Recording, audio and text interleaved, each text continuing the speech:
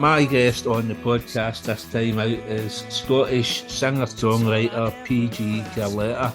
PG started demoing his songs in lockdown, and within a 4-year period he's went from open mic nights to headlining King Tut's. He's had a massive hit with Glasgow to Berlin ahead of the Euros, and we spoke about all this. We spoke about all his career and what's coming up in the future. Hope you all enjoy the podcast. Please keep liking, commenting, sharing and subscribing, but more importantly, enjoy. A given chance is all it takes, and I will come in different shapes. A simple thing, a true word spoke, a life untouched, so we both joke. This will come if you stay.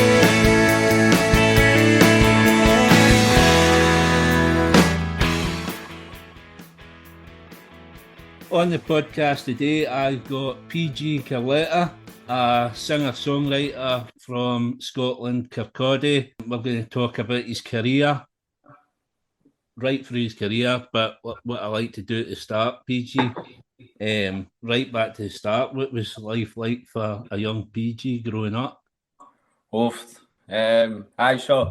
originally born on the east coast of Scotland in Kirkcaldy, so the Kingdom of Fife. So no, just like anything else, I would say it's a seaside town. Fife's a very, very working class area, like many places across Scotland. So quickly from my family roots and my different cultural background, music was sport and music was a massive part of my life. Those are two of the lives of my life, and from there musically, I think I saved my pocket money up when I was about 12 and got myself my first guitar. At that point was just playing like Oasis and Stone Roses and Blink-182 and Green Day sort of guitar riffs, and it kind of just grew from there.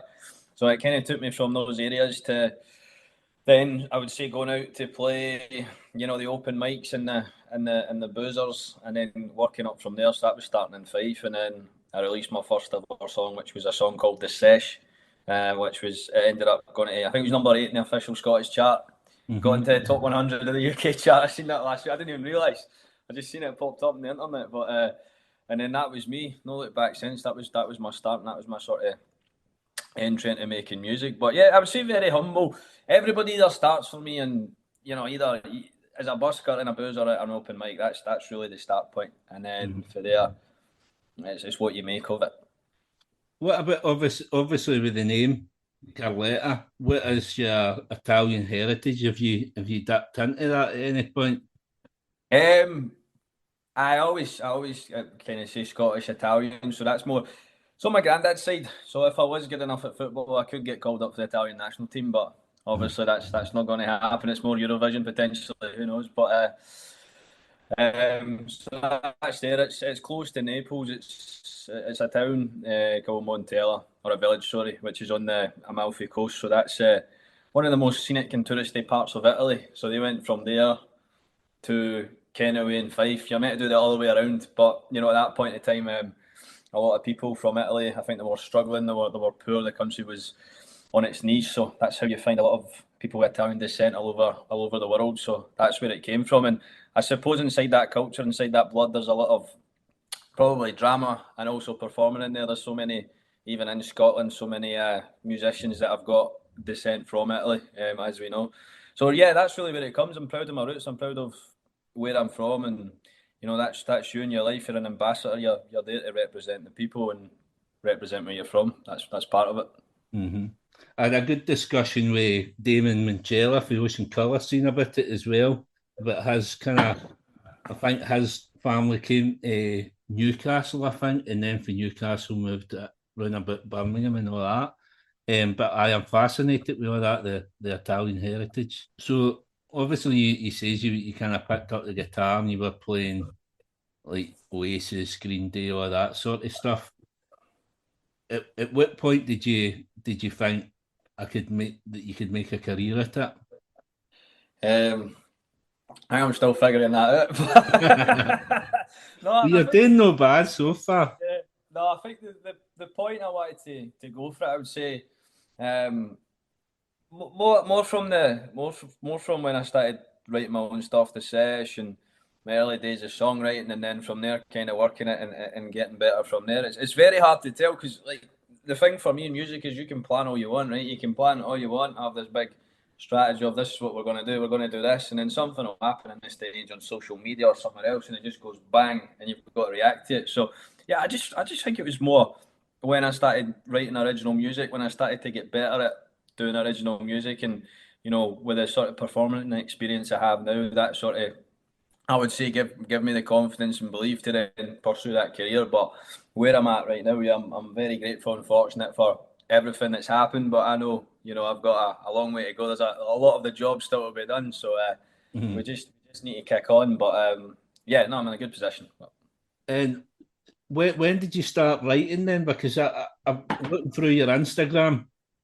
Obviously, around about lockdown, that's when you started your demos. So was that kind of the COVID, the pandemic, and all that? Did that kind of kickstart the push to start getting your stuff out there? Yeah, I would say so. It's that as well, and then I think my mindset is really that at that point in time, we obviously had a lot of spare time to go back over old ideas, and I had loads of stuff that like even the says probably the guitar riff from that. I probably came up with that when I was in my first sort of stages. But I would say, yeah, lockdown gave that time where we maybe considered our lives and looked at what we were doing with our lives. And my mindset is very much when I make decisions, it's like, in the grand scheme of things, we're not here for a long time, right? We're here for a very, very short piece of history. We want to be here as long as we possibly can, but then after that, you're away. So my mindset is, you may as well go and do something that you love and enjoy if you've got that opportunity.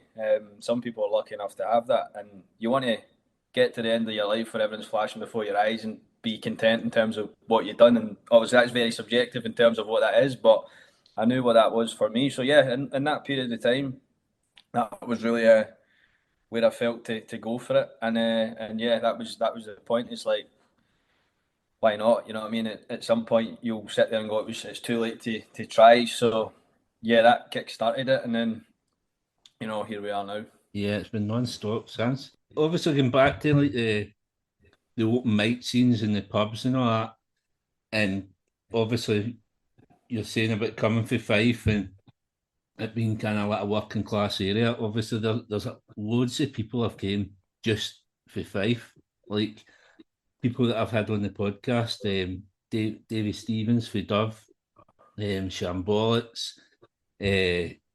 You toured with, you supported Cammy Barnes. You've had Nick Mercer has produced some of your music. Even maybe newer ones, I've had Nati Dredd. She was on the podcast the last episode. A wee boy that I've been chasing, James Lowe. He's just kind of kicking off as well. So, what was the kind of the Fife scene like when about then? Has it always had all that talent kind of brewing?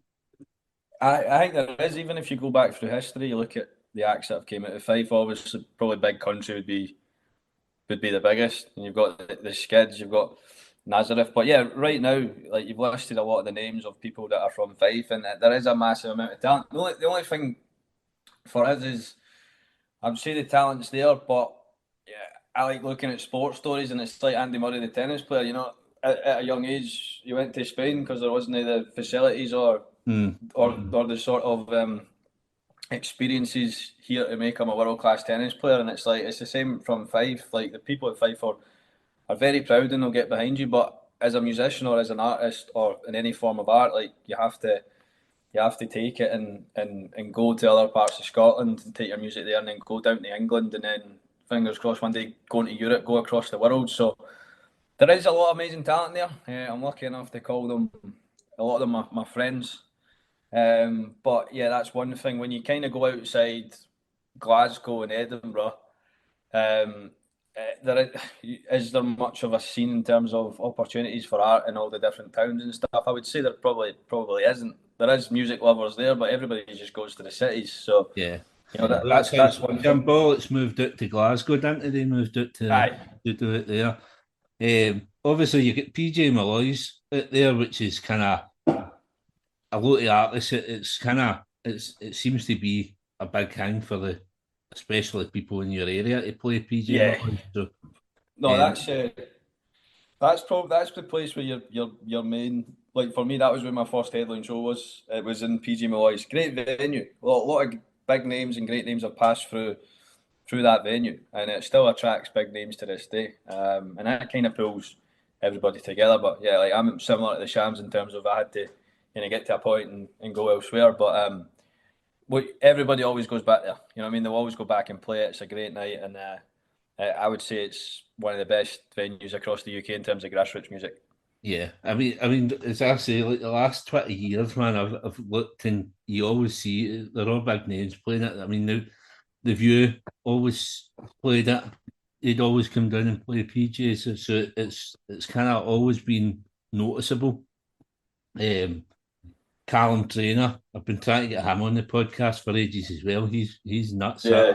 but he's always bigging it up as well. So I like touching on your music. Then obviously you done the demos during lockdown, and then August 2020 you released the Sesh, your debut single, and obviously you were at the start of the podcast kind of touching on where it got in the charts and all that. So were you no aware of any kind of charting positions at the time, and that this is just something that's came to light later on? No, like for me at that point, like I made that song because I wanted to make music, and making music made me happy, and music makes me happy. It's always been my sort of escape. But when I look back now in terms of what I knew, who I knew, all this sort of stuff, I didn't. You know, now in terms of your career and how you progressed, everything evolves, and you've got all these kind of knowledge and more experience from there. But at that point in time, it was like literally, I want to make a song. I'm happy. This song kind of summarizes what's going on right now.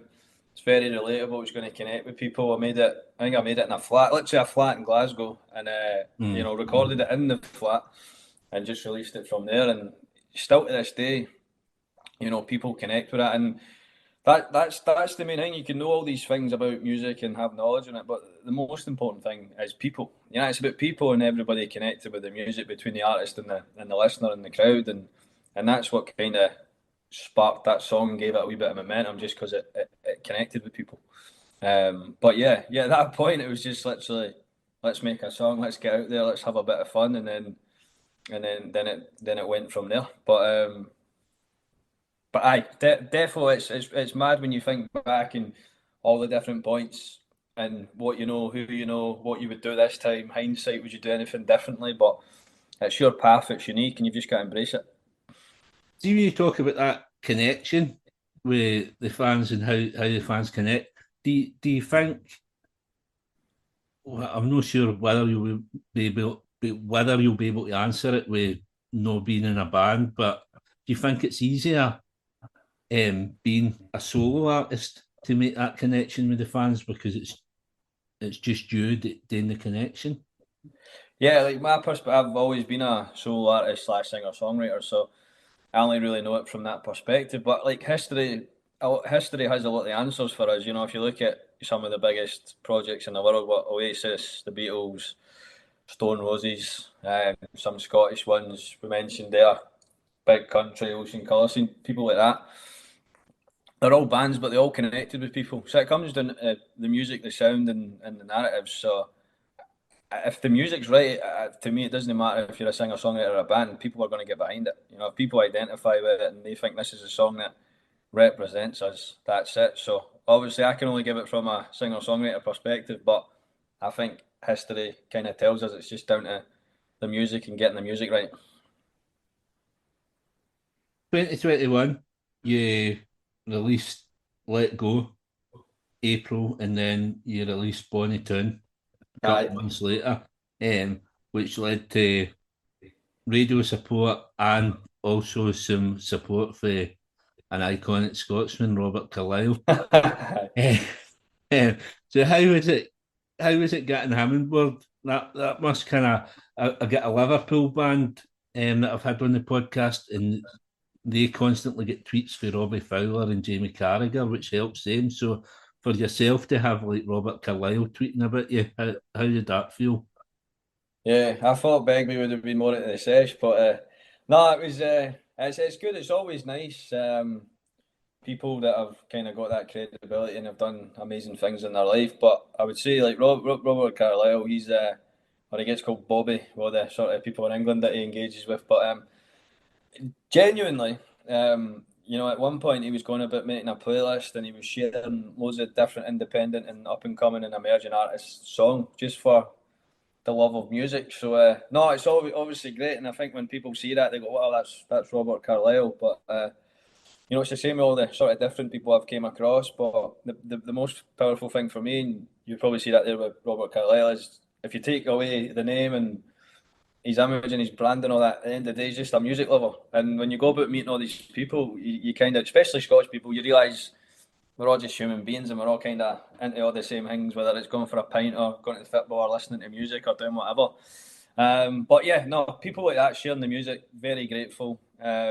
Gets out to a lot of people, and you can only thank them. But for me, it's just people in general getting behind it. If people come and watch you live, they're singing your songs, they're jumping about, they're going mental, and then they come back with more people. That's what it's all about. That's what's special about it. Yeah. And the rest of that year, you kind of had lots and lots of different support slots. Skylights, Gun, Cammy Barnes, and the one that kind of stuck out for me, Andrew Cushion. Supported Andrew Cushion at King Tut's. So obviously to play King Tut's is one thing, but Andrew Cushion, another kind of up and coming talent at the time. What was that like that night, kind of playing Tut's with him? Pretty mad, because when you look up where he is now, you're like, wow. But that was the point where he was just about to, explode. But no, what a talent. The thing is, with me, obviously, for us, King Tut's is our venue. As Scots, that's the main one you come through. Everybody comes through King Tut's. But yeah, from what you see that night is when you kind of progress from, say, local areas to then the Scottish areas, and then you start mixing with all the different people coming out of England and all the different areas they've got, you start to see the talent level. And every time it's like football, you know what I mean? Like you start in non-league and then you're in League Two and then you're in the Championship, Premier League. It's like every time you come and play all these places, different people, you realise it's a step up. And at that point, obviously he's got one more songs now, but I think he's got a song, he's like Moments or Memories. I think it is. Incredible song, incredible voice, incredible songwriter. He's like a young Noel Gallagher. So that was, I think that was the second gig I played as part of this project, and obviously King Tut's. At that point, it's a great buzz to see you've done it. But that night, great gig. But yeah, great experience as well. Good guy to know. Good team around him, and great performance. Great songwriter, and the voice was incredible. Yeah, he's a class lad. And King Tut's obviously, as I spoke to you off mic about this band I'm managing, obviously they've played 5 gigs. The last gig they played there was King Tut's. And see watching them, see like all the bands that I've seen at King Tut's, I've seen The View play 6 nights there, I've seen all sorts of bands there, and see the buzz is seen like this young up and coming band playing on that same stage, man. It's amazing, man. It must be some buzz on stage. Yeah, even when you look at the stairs, you walk in, you look at the stairs, and you look at all the names. Who's passed through it? There's obviously Oasis, Link, The Killers. There's the names on it's incredible, and I think now I've played it numerous times, but yeah, the buzz, it's something that I would say you're very proud of. But just as Scottish artists and part of the Scottish scene, to have a venue like that is a moment of pride for us, because no matter where people are from around the world, if they're playing music, there's 2 venues in Glasgow they want to play. They want to play King Tut's and they want to play the Barras. Yeah. But yeah, going on stage, Tut's, always a great night. Crowd's always up for it. And it doesn't. The buzz doesn't wear off. That's why we get up on stage, man. That's it. The love of that moment. That St Luke's is kind of creeping in as well as a venue now, isn't it? That's kind of the last 5-10 years. It's kind of creeped in as one of the venues you want to play as well. It seems to be kind of the step for King Tut's to the Barrowlands. That's No, great venue. No, great venue, lovely venue. I think that's about right in between the both. But I've again seen a lot of great action there. I'll definitely want to play St Luke's one day. Yeah, I'll be looking for you there. That'd be a nice wee gig. I think you'd go down a treat in St Luke's. Aye.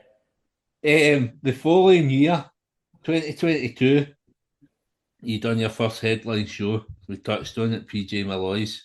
More support slots again with some other kind of guests I've had in the podcast. You supported Mark Sharp in the Bicycle Thieves. You also supported Shambolics, and you supported Dictator. You played gig in the Goyle. I spoke to Nati Dredd about this. I'm pretty sure I might have had a hand in getting gigs in the Goyle. I went there for like a group of friends had a weekend holiday there about 15 years ago. And I turned up steaming, telling everybody that we were a band and we were up there to play it. I can't play any instruments, so I invented this fictional band for the weekend, and everybody up there was buzzing. But we ended up we couldn't play it because I had a throat infection. All right.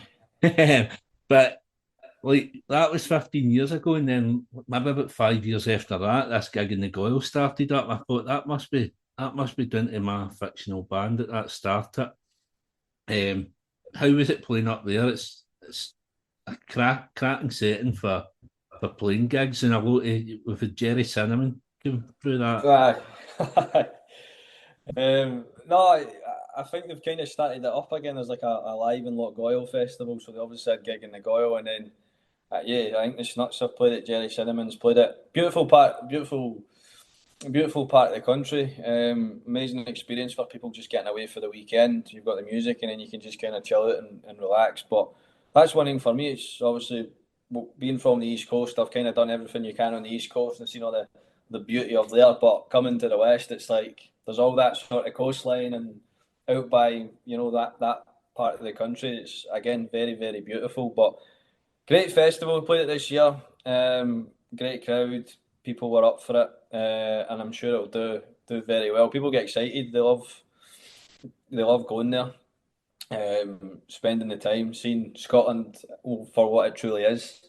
And then you get the banging tunes. So obviously, thank you very much. Obviously, I think you had a wee bit of fear when you woke up the next day. It was like, oh no, I'm going to have to play a gig tonight. But it's like kicking it off, and then the locals love it as well. The locals love it. Yeah, and then later on, after the summer that year, you released Please Stay. Also missed out towards the end of 2021, you released 27. And that was that recorded in Eggman Studios? I've seen the live video for there. No, so again, that was 27 was from my first batch of music again. So that was kind of similar time when I made the sesh. No, we done a live, and obviously the boys in the Shams had the Eggman. We done a live, kind of like a stripped back acoustic version thereof. No, not acoustic. It was a wee bit more stripped back version. We done it there. The thing about that song was obviously because it was called 27. I think at that point in time, Everton went 27 years without winning a trophy. So again, what from my end, it's like in terms of what I do now to make music back then, it's like that was literally made in a room of a flat, and it gets picked up by Match of the Day, so the BBC to use it for an Everton montage on the telly. So it just shows you, again, connecting with a moment in time. And it was pretty mental when you see what they done with the graphics of that and put the song next to it. You're like, it told a story, it had a narrative, it connected with people as well. So just one of the bits we done for that was going in and working with Eggman. So like it was obviously Forbes and that at the time, but for me that's again just back to music and the scene sticking together and helping each other out. Yeah. I missed that when we were a bit of kind of jiggery pokery with the dates there. But going back to 2022, another support with somebody that I'm a big fan of, Louis Dunford. Aye. And I've heard you speaking about him on the Fantastical podcast, but I mean, Louis Dunford, I've been trying to get him in the podcast as well for ages. Um, I've, I discovered him a couple of years ago, and I think he's an incredible talent, but he's not really spoke about much. So what was it like working with him, um, playing that gig with him, and what do you think of his talent and his songwriting? Yeah, so I would say yeah, he's an incredible talent. He's an unbelievable talent in terms of storytelling and a bit of poetry. I think like in this or in the UK and stuff, he's up there. Like again, it comes back to feeling and connection. I remember when I discovered him, his songs just came on. And again, I just think one of these songs gave me a feeling that I've never had with listening to any music. So then at that point, I was like, right, this guy's the real deal. But no, I think the music's great.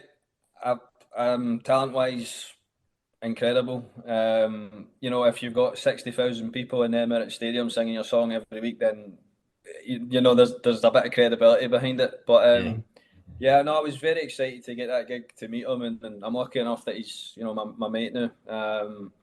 And yeah, I remember going into that like absolutely like just buzzing, and then such a nice guy, such a humble guy. Um, and yeah, when they played that night, performance was great. The tunes were great, and even coming up to Glasgow, singing North London Forever, he was like, geographically, I'm not sure this song's going to work, and everybody was like, no, no, no, sing it, and yeah, I remember that night the full venue was just belting it out word for word, and even the thing that got me, it was meant to be in stereo, and something happened outside stereo, so they had to move the gig to the Classic Grand on the day, and it was sold out in stereo, and like they put up extra tickets because the venue cap went up.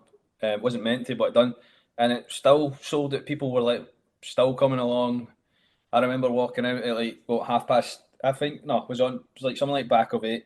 The whole place is rammed. So like even for him coming up here, if you're coming out as a support act and the venue's absolutely rammed at the start, it's either that you've done something right and you built an excitement that people want to see you first, or there's an absolute excitement of someone coming from an area to the city to play that folk are like, now we need to get here mm, fast. And that's what there was when he came up there. There was an absolute buzz, there was an excitement, and support slot wise, I would say in terms of crowd and how bounced it was a Sunday night in Glasgow, and yeah, it's up there. It's up there with one of the best supports I've played. 100%. yeah, yeah. I've seen him down in London supporting the Libertines, and it was like for a wee guy, just having his guitar out there supporting a band like that. It was absolutely amazing, man. Yeah. That's an incredible talent. Towards the end of that year, you also played. I don't know, would this be your highest gig? You played on the roof of Murrayfield. Yeah. How was that? Are you scared of heights or anything like that? Did that cause any issues? Well, I remember in the build up, kind of dreaming about it and being like, how on earth am I going to get on this roof? And yeah, you were literally eye level with the castle, and yeah, it's meant so you go all the way back up to the top of the second tier of Murrayfield in the East Stand, and a wee hatch comes down. You climb up the ladder, you go out, and then there's like a ladder that then takes you up to the roof, and then you're on it, and then it's the gantry. So again, you're probably about 5 to 10 yards away from the edge of the roof, looking onto the full west stand. So you're at eye level with the castle. Height wise, I was fine because I was like, it's not windy, I'll be all right. And you could get strapped in if the wind's too high and stuff like that. But what a moment that was! That was mental. Because I think before that, the only person that done that was Jamie Webster. They came up for Liverpool versus Napoli, and I was there. I seen that, and he went up on the roof and he sang "Alez, Alez, Alez" at the time. So yeah, when I got that opportunity, I was like, yeah, no, we're doing this. We're doing it. It was freezing because it was November, but it's a mad one because obviously you're in here monitored up and you're singing, so you can't hear the crowd because you've just got music blaring in there. So you're just like in the mindset. You're just like, right, we'll just execute the performance. You'll be fine. And the weirdest thing for me is people will probably say that as well. You always get more nervous when you're up close and singing to 50 people and you can see the face. You can see all their faces. 50, 100 people, but when you're in those moments, massive stadium, thousands of people in those settings, you're just pumping with adrenaline. You're in the zone, and it's what you're there to do. But no, I'm grateful Scottish Rugby gave me that chance. And yeah, it's something that it's easy to forget in music. You're always kind of stuck in the now and what's coming next because that's how you have to be. But there's points, and a lot of times with me, is if you're feeling sad, you'll kind of look back, and that's one of the moments you look back and you're like, bloody hell, that actually happened. That's mental. But no, to sing on the roof in the pitch of a national stadium for me is it's a proud moment, something to be grateful of. And to end the year, you headlined Glasgow SWG3 Poetry Club, which I've never been in there. I'm going to see Jack Jones there this year. So what's it like in there? What's that venue like for you to play? Yes, that was the first. Yeah, that was the first Glasgow headline. No, it's great. I think obviously Glasgow now has got SWG3. There's McCool's and say broadcasting stuff. So there is those little 100 cap grassroots venues. I like it. SWG3. It's got a real sort of. It's obviously like an events campus. You've got poetry, 125 people, I think it is. TV studios, the warehouses, galvanisers, and then the yard that obviously like the snuts and that I've done. So no, I like it. It's a great wee venue. Obviously, it's out the city centre, so you need to get a train to Partick or walk across or whatever. But no, it's part of my journey, innit? So yeah, I really enjoyed that night, and again, grateful for everybody that turned up and supported and got behind the music. And yeah, that night I remember, just coming out here and singing 27. That was the first song at the time, and there's bits with the breaks in the music and everybody's, singing along. So those songs, Bonnytown, all that night was great. So yeah, it is one of the part of the Glasgow sort of grassroots music venue scene. and that's it. Looking through your career, so like I've been looking through this kind of date wise, and obviously getting into 2023. It's changed for support slots to more headlines. So obviously 2023 you headline King Tut's, you headline Sneaky Pete's, you headline McCool's. So do you feel more pressure when you're headlining, or does it just come naturally? It's different. I think of it when people are paying money to come and see you, there is that pressure. Pressure's a privilege in it, but it's a responsibility. A lot of times, if you go up there, you give it your all, you're prepared, you've rehearsed, and you're there to put a good show on, the people will get behind it. There's the pressure of people paying the money and coming with expectation, 100%. It is different though, because a lot of times when you play as a support, someone or something in the industry is helping you out. They're putting you on a stage, and a lot of times your support, if you're going on as a support, you're obviously going to go in a venue that's more or less bigger than what you're going to headline. But it's a different buzz because at that point, a lot of the times you're going in there and people don't know who you are. It's like you're getting a chance for people to discover you. So, the reactions of the crowds are going to be different. People are going to take it in and they might be a wee bit quieter or, just kind of wanting to consume the music, understand what you're like. And then, from there, they'll determine if they want to get behind you. So supports are a massive opportunity in terms of introducing yourself to an audience. Sometimes it can be like a free hit if it's sold out. You're getting somebody's giving you a chance to go and make the most of it. And then when it's your show, as I said, if you've done all those things, you're prepared and you're going to put on a good show, then obviously the crowd reaction is going to be different because that's what the crowd's there to see. They're there to see the headliner. And yeah, you'll get the crowd that'll be bouncing, everybody will be singing and having a good time. So it's just kind of managing your expectations and managing your energy levels. The best bands and acts can, no matter who they're playing in front of, if it's 10 folk or Wembley Stadium, you're getting the same show. That's the mentality you've got to be in. Mm-hmm. But yeah, I'd say different pressure in both types of shows, but they're both very, very important in terms of your musical journey. And at the start of that year, I was just wondering how you managed this. You played King Tut's with Mark Sharp and the Bicycle Thieves and Ben Walker, which I think the three years together, that's a cracking lineup in itself. And you also played your I think it's your first This Feeling show at broadcast. Um, just again, as me being a manager, I've kind of noticed this the 2 week rule on either side. So how did you manage to get around that playing the two gigs within days of each other?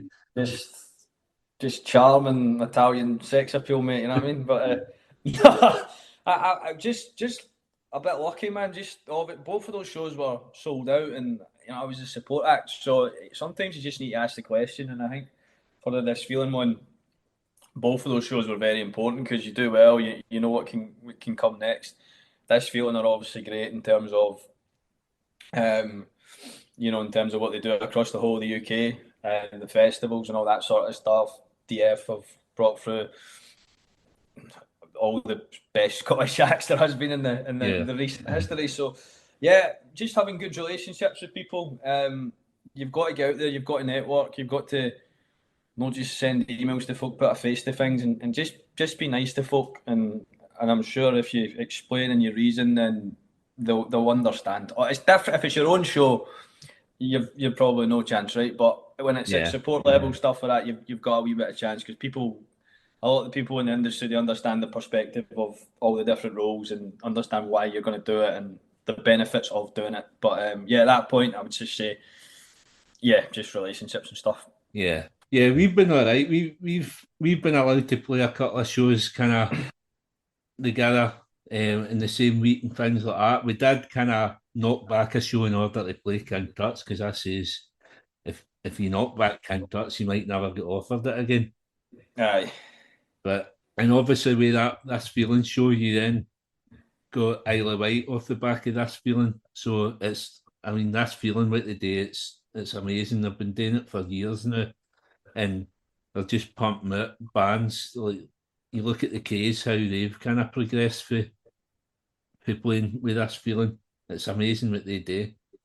But yourself, obviously, that year you released Until You Get Home, and you're now starting to kind of see the progression in your music as well. It's getting better and better with every release. What point there was a point where you went out to La Sierra Casa with Kyle Faulkner's songwriting camp. Whenabouts did that kind of happen? That was just before the Louis Dunford gig. That was September 2022. Right. I think it was. So how do you feel that kind of helped your songwriting? I think before that it was more just getting good advice. So a lot of my early stuff, you'll just see it's my name that's on it, and then someday in my network was like, go out and co-write. So that did help perspective wise, getting to, because I think at that time like the Shambolics and that were the boys were they were doing their writing for that album that came out, so they were out doing that. So just getting time to work with writers and producers out there and kind of understand the benefits of co-writing and what to do. It definitely made a difference for my music, and since then I have continued to more work closely with a writer and a producer instead of going to songwriting camps, and it does make a difference. Instead of being in a competitive era, we're in a collaborative era. Yeah. And there's very, very talented people, and I always see it like it's like being in a five-a-side team. If you're in a not very good five-a-side team, you're probably not going to be good. But if you're in a good five-a-side team, people around you will make you better. You'll learn off people. People will learn off you. And in terms of when I start looking at my newer stuff, where I'm at as a writer, the people I've had and been fortunate enough to spend time with, like Kyle, Nick Mercer, and other people, like person I write with quite a lot is a guy called Johnny Madden. I've seen that. So having those opportunities 100% has progressed me. The point now in terms of writing and where I'm at, like I can, there is a massive difference, and that's for me one of the main things for me is every day I want to be the best musician, writer I possibly can be, human being I possibly can be, and I just get up and I work it every single day. So now there's a way in terms of I know how to go and make the music, the benefits of working with people, and that's definitely helped me in terms of when Until You Get Home came out. I would say you would have noticed a jump and it's down to that 100%.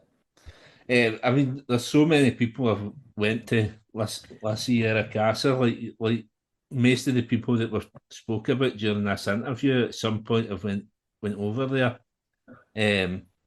It's definitely, it's probably one of the best things coming out of Scotland, that what Kyle's doing for people. 2024, so the start of this year, you released Start a Revolution in March. I don't know what it is about the word revolution, but you put revolution in a song and it's always a winner. Again, after Until You Get Home, there's a step up again with us. So what's the story behind Start a Revolution?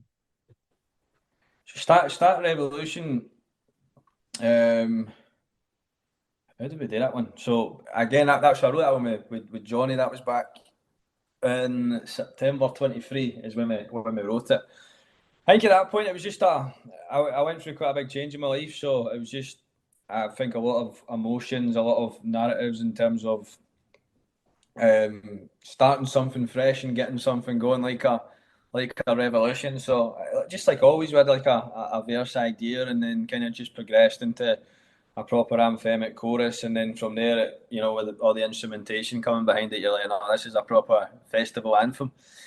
So yeah, I think it's kind of, for me at that point, it was reflecting back on life, learning from all your mistakes, all the things that went wrong, all the nearly moments, and being like, you know what, draw a line under it.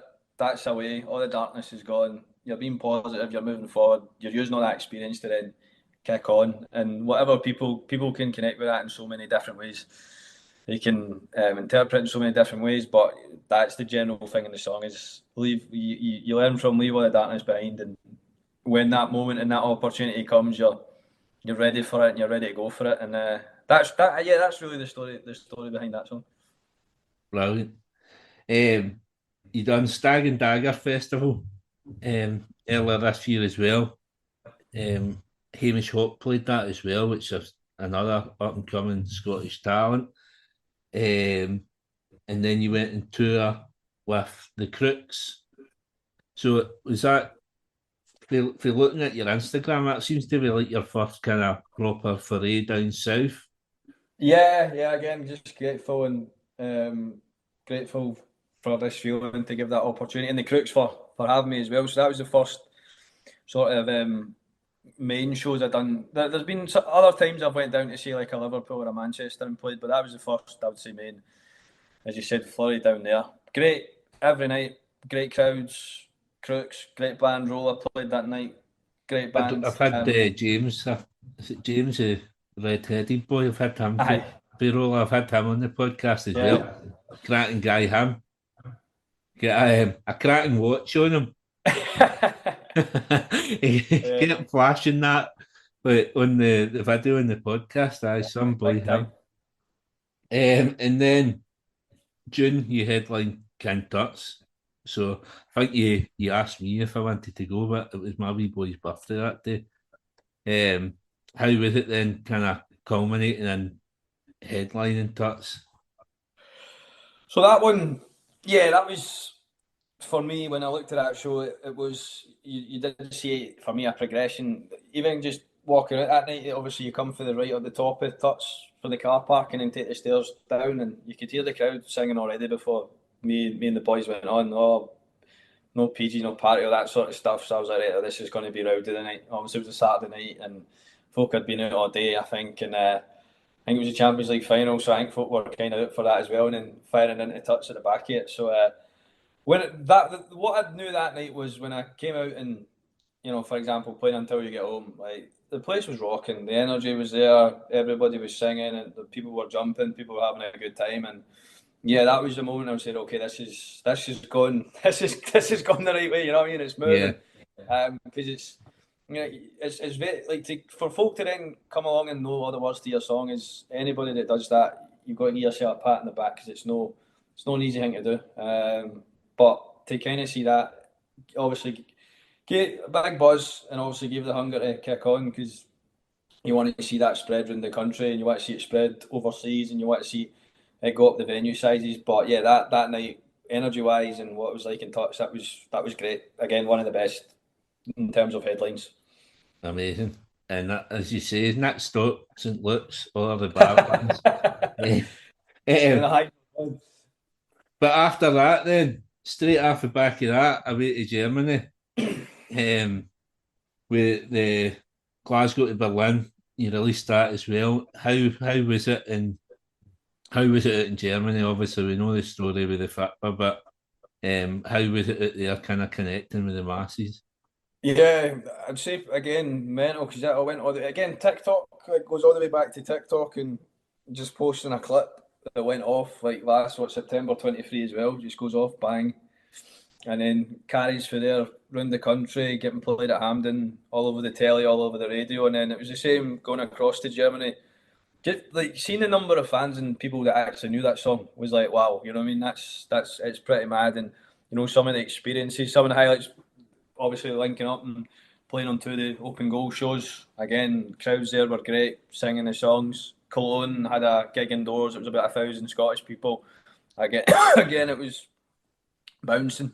Really good. One of my highlights. And then and then getting a chance to play one of your official UEFA fan zones, which was just like a Princess Street full of screens along a river out in Cologne. Mental. But again, just Scottish people singing, having a good time, connecting with the music, getting behind it, and it's what it's all about. And since then, I even still kind of what about Glasgow, and folk will come up and be like, I was in that fan zone, or I was at that gig in Cologne, or I was at Open Goal. You were that guy off Twitter getting all the abuse, but it was again special memories. On the park, as you said, we know the story, but in terms of the atmosphere and the experience and the time we had. Very special, and even one of them was I ended up singing. I done a bit for BBC Scotland in the morning in Cologne outside the cathedral, and I ended up singing Loch Lomond. So basically, the city of Cologne, their anthem's a version of Loch Lomond that they sing with the football team. Right. And I mind singing that. I didn't realise at the time there was somebody from Cologne and UEFA 2024 that were there, and they took a video and put on the. I went on the Cologne page, and then they official. Even then, I've got folk in Germany saying, when you're coming back. That was the quote for them, was they were like, if it was partying or music, we said we'd be, and they obviously used a different word, they'd be screwed more or less, but they're like, but it's football, so you guys are, screwed. So, but no, an amazing time, amazing experience, and yeah, for me, it's a case of just kicking on now after that, and always remembering those memories. Brilliant. The Scottish anthems have certainly come on for Dale Dimitri, haven't they? It's a lot more positive. Obviously, I had Jamie for the La Fontaine's on. He was one of my very guests. Obviously, they had their song a couple of years back, and then with this, it's a lot more positive than "Don't Come Home Too Soon." Yeah. So touching on that then, so what's coming up then the next 6 months of the year? What's the plans, and then what's the plans further forward? Yeah, I think music wise, again, getting new songs out there, 100%. So that'll be short and medium term in terms of what's coming next this year. 3 shows. First headlines down in England, October time, playing Why Not Festival, and at the start of August, which again is another great festival in the UK festival circuit.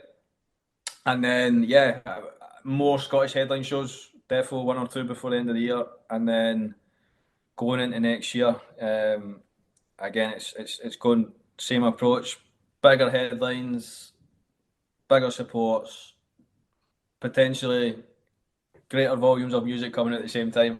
Yeah, well, I did hear that when, as I say, I'd listened to you on the Fantastival podcast, and that was one of the things you said there, and I thought, what does that mean? Does that mean an album? Does that mean something like that? That would be brilliant.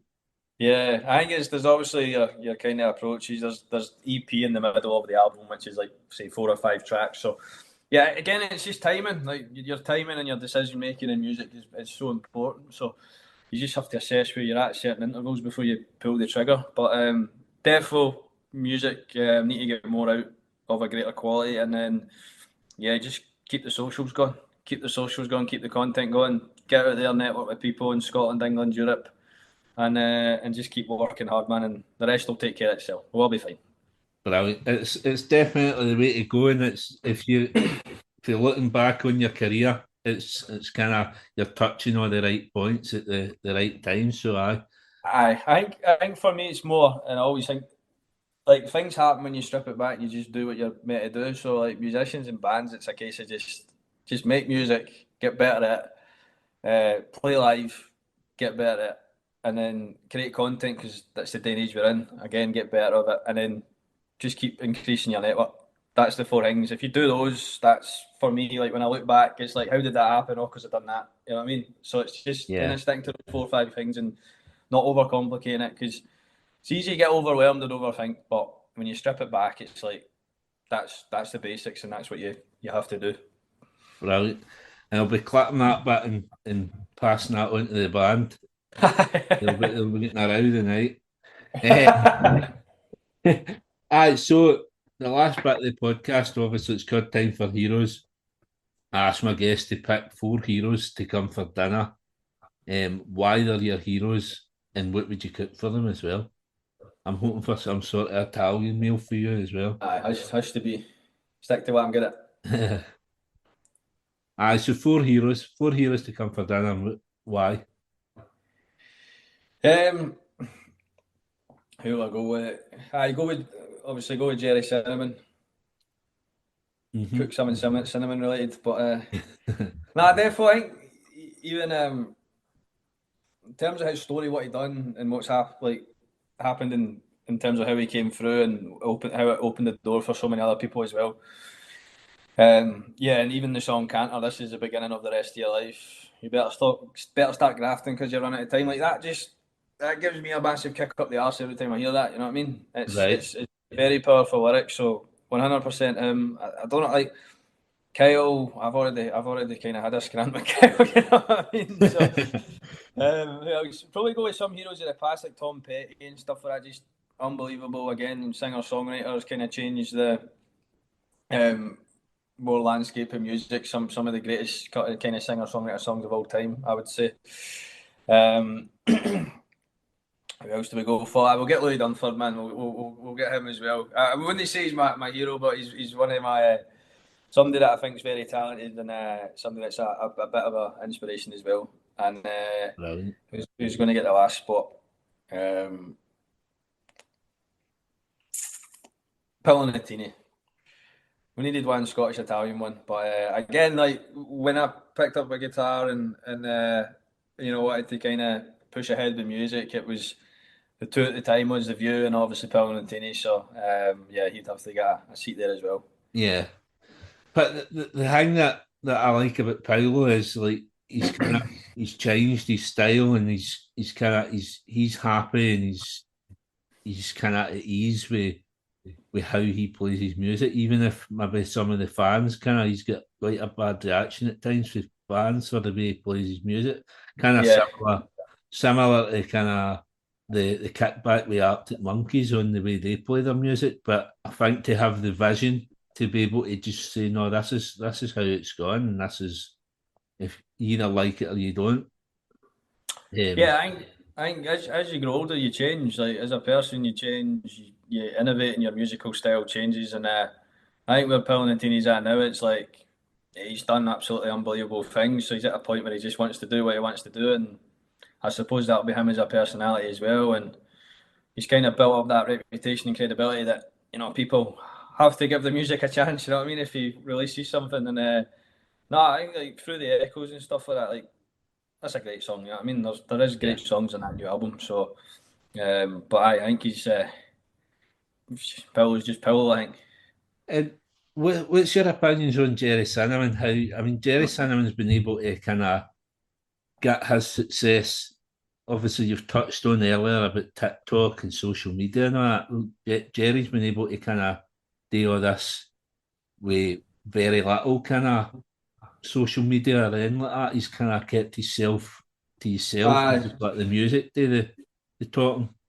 Yeah, I think again it goes back to kind of what I said about people being the most important thing, and he writes music for the people, and it's music that people can relate to up and down countries overseas, and that's the most powerful thing. And the most powerful thing of that Jerry Cinnamon is the music, and people connect with it, they relate to it, and it's just them. You know what I mean? What he sings about is the people, and that's it. I think if you go back through, obviously now he doesn't do much social media, but coming through, he was a bit more active in terms of posting on the socials. There's obviously that moment with Hope Over Fear that kind of blew up, but Hope Over Fear was amazing, like, and yet he's never kind of released it or anything like that.